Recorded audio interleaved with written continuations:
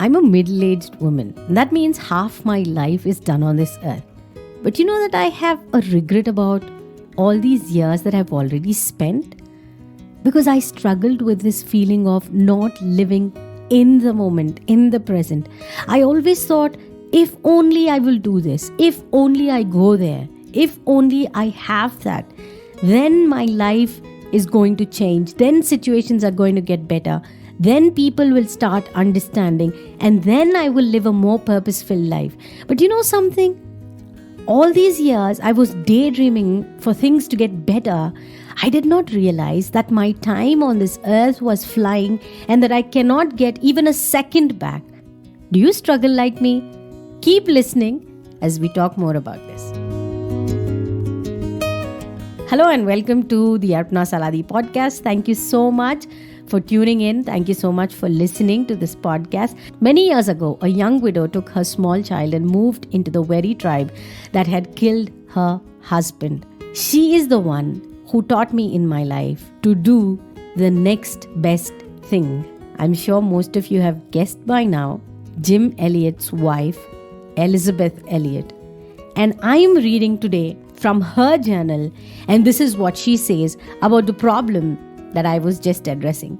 When I went back to my jungle station after the death of my first husband, Jim Elliot, I was faced with many confusions and uncertainties. I had a good many new roles besides that of being a single parent and a widow. I was all alone on a jungle station that Jim and I had made together. I had to learn to do all kinds of things which I was not trained or prepared in any way to do. It was a great help to me simply to do the next thing. And she goes on to write and says, have you had the experience of feeling as if you've got far too many burdens to bear, far too many people to take care of, far too many situations which are uncontrolled in life, far too many things in your life that you think are never going to be fixed? You just can't possibly do it, and you get into a panic mode and you just want to sit down and collapse in a pile and feel sorry for yourself? Well, I felt that way a good many times in my life, and I go back over and over again to an old poem, which is an old English poem. And this is how the poem goes. Do the next thing. Many a questioning, many a fear, many a doubt hath its quieting here. Moment by moment, let down from heaven, time, opportunity, and guidance are given. Fear not tomorrows, child of the King. Trust them with Jesus. Do the next thing. Do it immediately. Do it with prayer. Do it reliantly, casting all care. Do it with reverence, tracing his hand, who placed it before thee with earnest command. Stayed on omnipotence, safe neath his wing, leave all results to the next thing. Looking for Jesus, ever cerner, working or suffering by thy demeanor. In his dear presence, the rest of his calm, the light of his countenance, be thy psalm. Strong in his faithfulness, praise and sing. Then, as he beckons thee, do the next thing.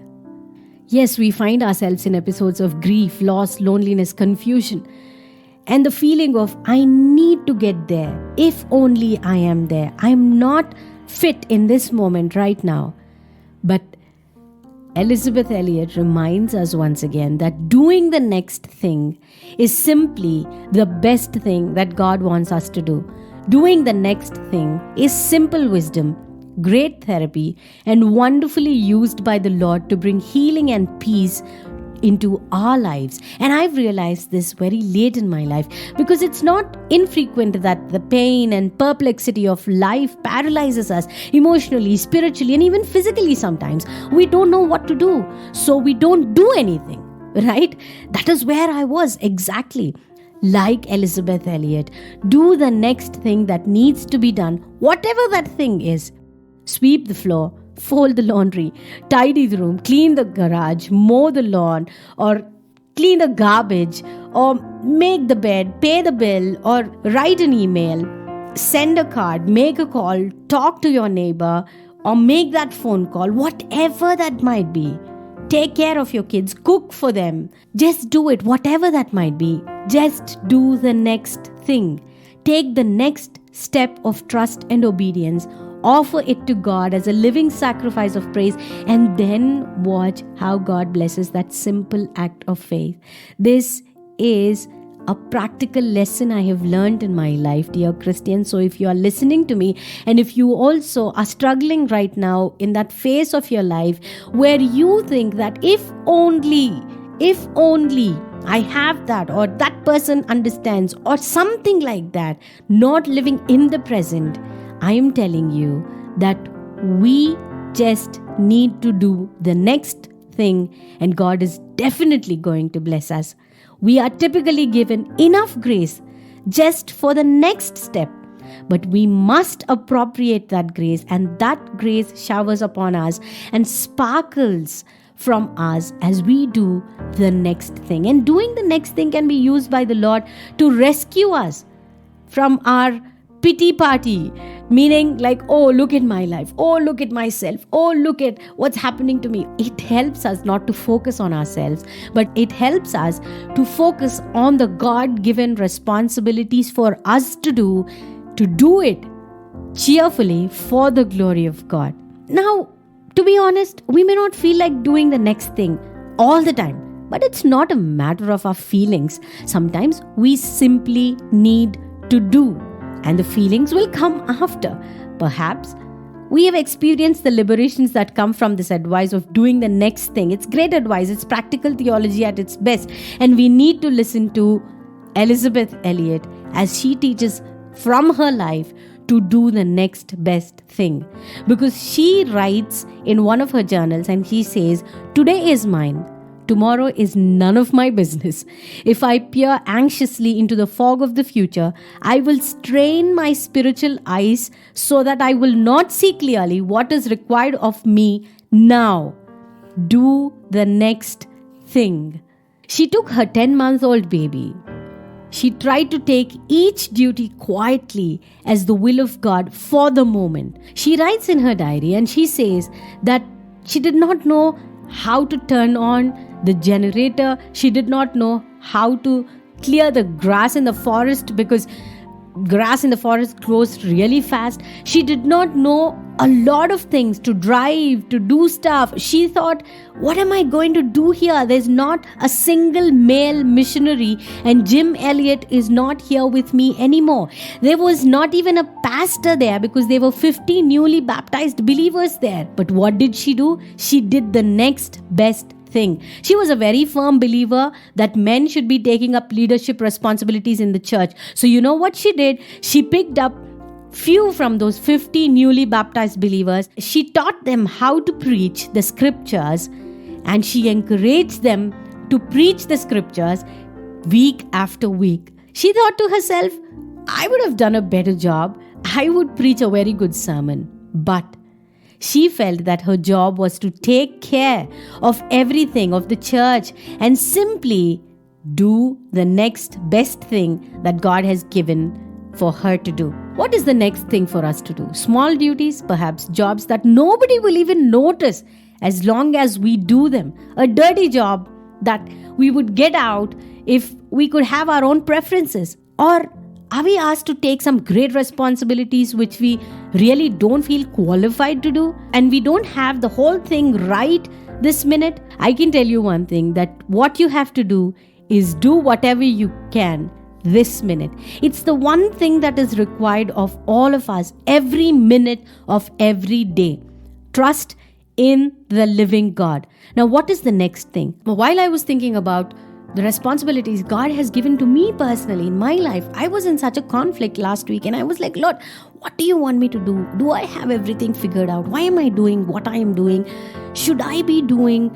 I was looking at the big picture, but God spoke to me through the book of Esther, Esther 4, verse 14. And there was this verse which Mordecai tells Esther, and he's like, who knows, maybe you have been placed in this position for such a time as this, and if you will not speak, God will raise up somebody else. Who knows? He says, maybe we cannot know. Of course we cannot know. We just cannot know. We can only know what we can know in that moment, and we can know what we have done when we look back. But we will not know what the next moment holds for us. So while I was thinking on these lines, incidentally, I heard a message by Alistair Begg on this same book of Esther, and he was talking about how it is better for us to do the next best thing. And he says it is better to die being obedient than to live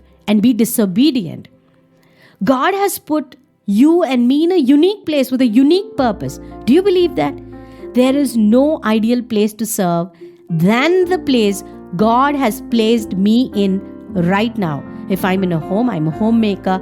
If you are an office worker, if you're taking care of your family, your children, if you're working at a workplace or a school or a college, wherever you are placed, you and I are placed there by God's appointing. Dear Christian, if you are a believer, believe this firmly, that you and I are placed at that particular point in that particular institution, our place or home, by God's appointing. How do we figure that out? Because nothing happens without the will of God in our lives. You and I are not outside God's will. Where we are today, we are exactly where God has placed us to be. I'm sure you all heard this phrase which says, bloom where you're planted. I was very irritated every time I read that phrase, because I always thought, no, this is not happening. This is not my life. It is going to get better. But I did not realize that I was wasting a lot of time not doing the next best thing and living in the moment. Why are we placed where God has placed us? For purposes that He has foreordained for us to do.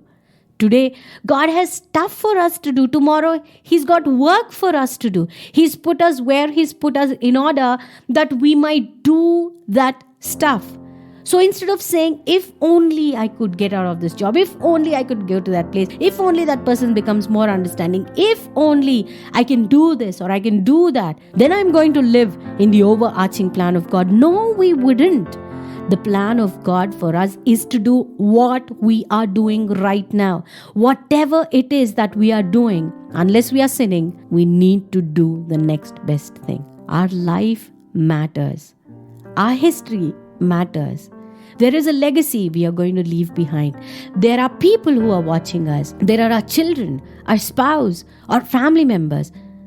There are people watching us, and we cannot let time just fly by. You cannot do everything, but you can do something. I cannot do everything, but I can do something. This is what God spoke to me from the book of Esther. He said indirectly, I have given you a job to do. Do it. If you will not do it, somebody else will rise up and do it. But you have missed the opportunity of doing the next best thing, which I planned and prepared for you to do. And what we can, we should do. And what we should do, we will do. We will seek God day by day. We will fulfill God's will day by day. Who knows what God is doing behind the scenes? Our lives are interwoven with our faith. We don't live like the people of the world. We believe in God's providence, and we believe as believers that God has His perfect will in the life of His children. So dear Christian, let us do the next best thing like Elizabeth Elliot. And when you find time, please read about her life, read her books. You will really, really find it edifying. A woman so strong, a woman so wise, a woman who is an inspiration for all of us Christians. So dear Christian, I hope you will think about this. Let us not sit and think about something else, imagine a life about something else while we are wasting our time in the present. Don't make that mistake like me. Let us live in the moment, live in the reality, do the next best thing. And God is going to look at our efforts, and He is going to bless us. And you never know what God has in store for us and how He is working behind the scenes and the role that we are playing in this redemptive history that God is writing. Thank you so much for listening to this podcast. You were listening to Arpana Saladi. I will see you all in the next podcast. Take care. God be with you. Do the next best thing. Bye-bye.